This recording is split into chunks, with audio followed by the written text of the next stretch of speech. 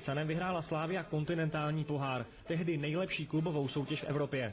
V lize dokonce nastřílela v jednom ročníku dodnes nepřekonatelných 131 gólů. Jenom sám Bycan jich dal 57. Tolik jich loni zdaleka nenastřílel ani celý tým mistrovské Sparty. Po válce ale přišla smutná léta. Slavia dokonce několikrát sestoupila a na úplný vrchol se dlouhodobě vlastně dodnes nevrátila. Ale v šanci je Jiří Vávra. Gól! Tak přátelé, je to 3-1. Teď mi promiňte, já jdu hledat mandle, protože mi někam vyskočili a po hříchu asi nepůjdou zasadit.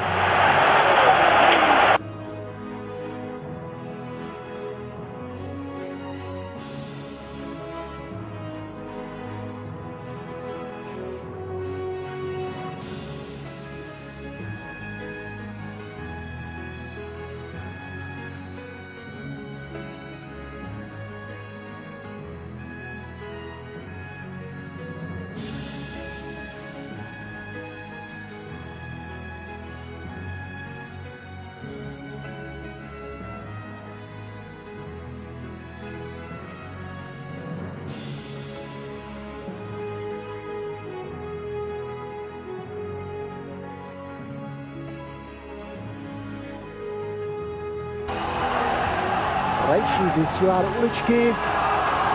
Další veliká 1-1.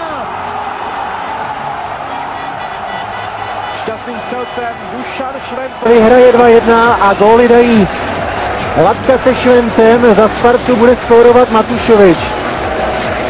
61. nebo 62. Jestli Slavia bude pokračovat v náporu tím, že bude chtít do soupeře dorazit. Slavia 3-1. Stanislav Vlček.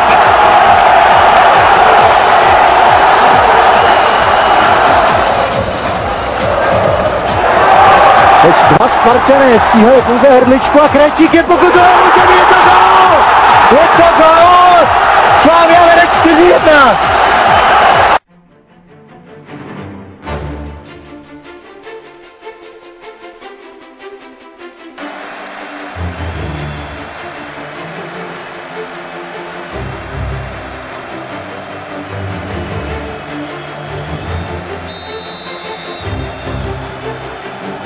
Martin Vaňák pokračuje v penaltovém vyučování střelců.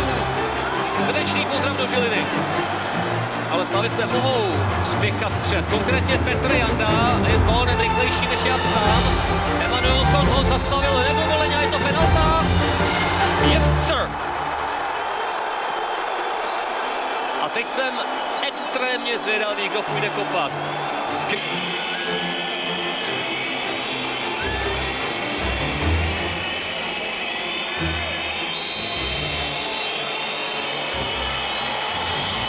Na moutě Kutě! David Kalivoda dává gól 4 hodiny před koncem vede Slavia v aréně v Amsterdamu 1-0. Martin Stekelenburg sice vystihl úmysl Davida.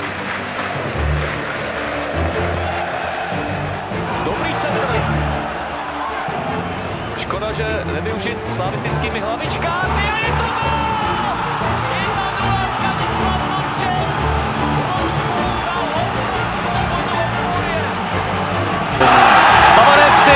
Teď je šance, teď je šance 4 proti 2.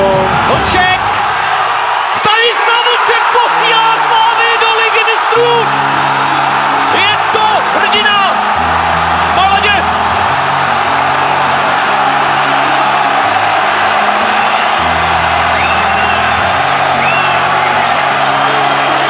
Kdyby se Praha dala napojit na energii, která teď vychází ze Strahovského stadionu, tak se tady bude svítit ještě 14 dní.